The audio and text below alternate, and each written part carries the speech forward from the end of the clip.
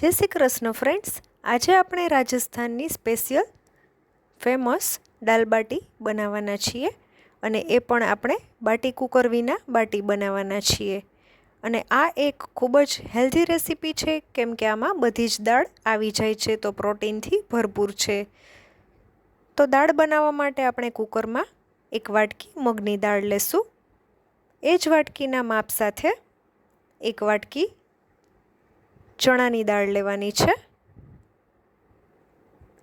અને એ જ વાટકીથી એક વાટકી મસૂરની દાળ અને 2 વાટકી તુવેરની દાળ લેવાની છે અને હાથથી મિક્સ કરી લેશું।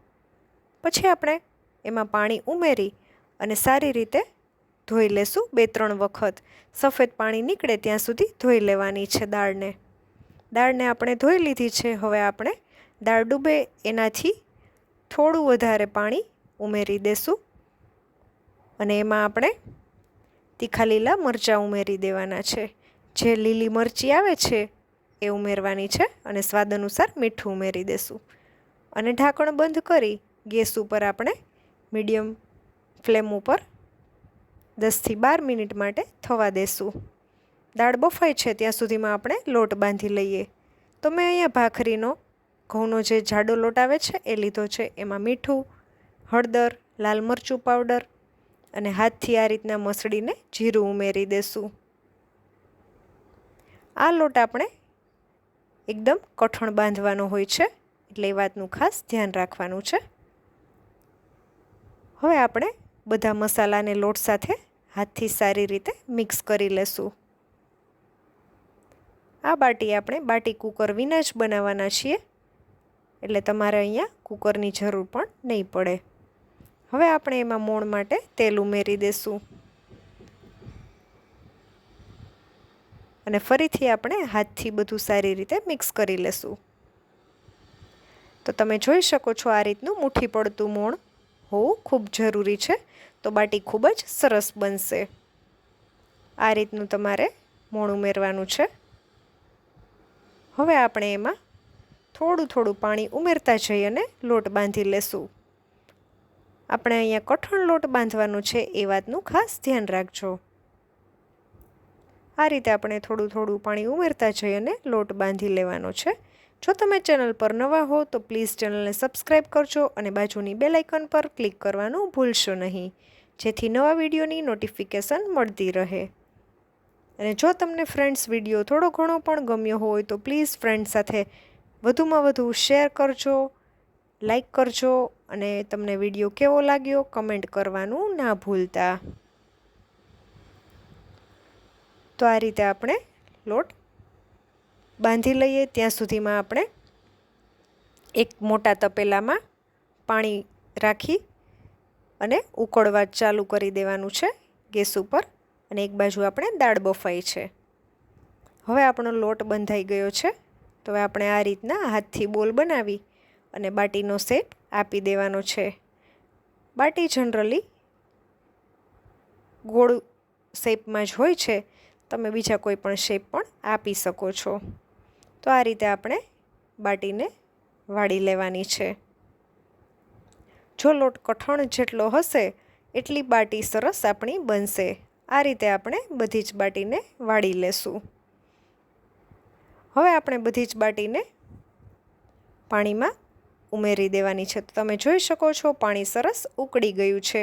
એમાં આપણે બધી બાટી ઉમેરી દઈએ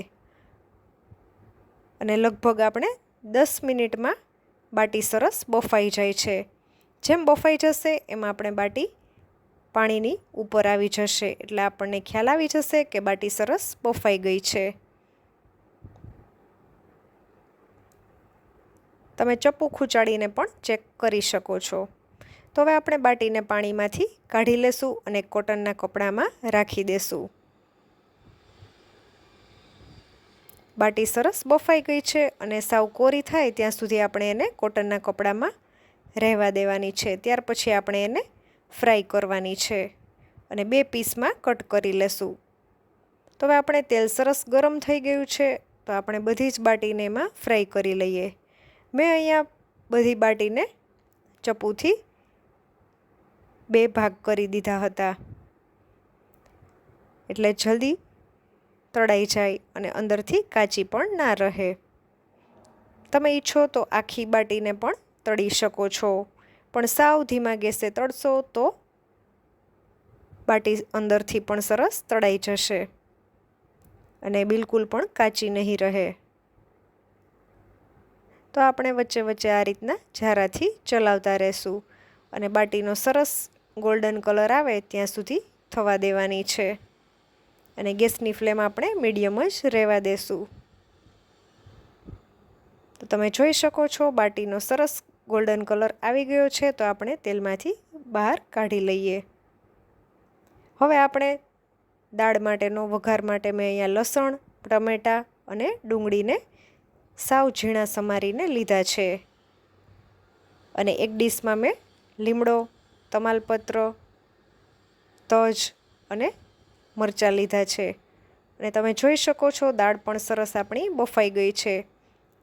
હવે આપણે દાળ માટેનો વઘાર કરી લઈએ. તો એક પેનમાં તેલ ઉમેર્યું છે. તેલ ગરમ થાય એટલે એમાં જીરું, ચપટી હિંગ અને લીમડો ઉમેરી દેશું. ત્યારબાદ ખડા મસાલા ઉમેરી દઈએ. ત્યાર પછી આપણે એમાં ઝીણું સમારેલું લસણ ઉમેરી દેશું. આ દાળમાં લસણની ફ્લેવર ખૂબ જ સરસ લાગે છે. હવે ઝીણી સમારેલી ડુંગળી પણ ઉમેરી દેશું. જો તમે લસણ ના ખાતા હો તો સ્કીપ કરી શકો છો, પણ જો લસણ ખાતા હો તો લસણ ચોક્કસથી ઉમેરવું. લસણનો ટેસ્ટ ખૂબ જ સરસ લાગશે. હવે આપણે ડુંગળીને 2 મિનિટ માટે સાંતળી લેશું. 2 મિનિટ થઈ જાય ત્યાર પછી આપણે એમાં હળદર ઉમેરી દઈએ અને સ્વાદ અનુસાર મીઠું ઉમેરી દેશું. મીઠું આપણે ધ્યાનથી ઉમેરવાનું છે, કારણ કે દાળ બાફતી વખતે પણ આપણે એમાં મીઠું ઉમેરેલું છે, એટલે એ વાતનું ખાસ ધ્યાન રાખવાનું છે. ત્યાર પછી આપણે એમાં સમારેલા ટામેટાં પણ ઉમેરી દેશું અને બધું સારી રીતે મિક્સ કરી લઈએ. અહીંયા મેં ડુંગળી અને ટામેટાને ઝીણા સમારીને લીધા છે. સમારીને લેવાથી ટેસ્ટ ખૂબ જ દાળનો સરસ આવશે, એટલે ગ્રેવી આપણે કરવાની નથી. ટમેટાં ચડે છે ત્યાં સુધીમાં મેં અહીંયા સાઈડમાં દાળ પણ ઉકળવા માટે રાખી દીધી છે. મારે ઘરે ગેસ્ટ હતા એટલે વધારે ક્વોન્ટિટીમાં મેં બધું બનાવ્યું છે. હવે આપણે એક વાટકીમાં ગરમ મસાલો અને લાલ મરચું પાવડર લઈ લેશું અને એમાં થોડું પાણી ઉમેરી દેશું અને ચમચીથી બધું સારી રીતે મિક્સ કરી અને એક સરસ પેસ્ટ તૈયાર કરી લેશું. હવે ટમેટાં આપણે સરસ કૂક થઈ જાય પછી આપણે એમાં જે આપણે ગરમ મસાલોની પેસ્ટ બનાવીને રાખી હતી એ ઉમેરી દેશું. આ રીતે પેસ્ટ બનાવી અને મસાલા ઉમેરવાથી મસાલા જરા પણ બળશે પણ નહીં અને દાળમાં કલર પણ ખૂબ જ સરસ આવશે. હવે ધાણા જીરું પાવડર ઉમેરી દેશું અને બધું સારી રીતે મિક્સ કરી લેશું.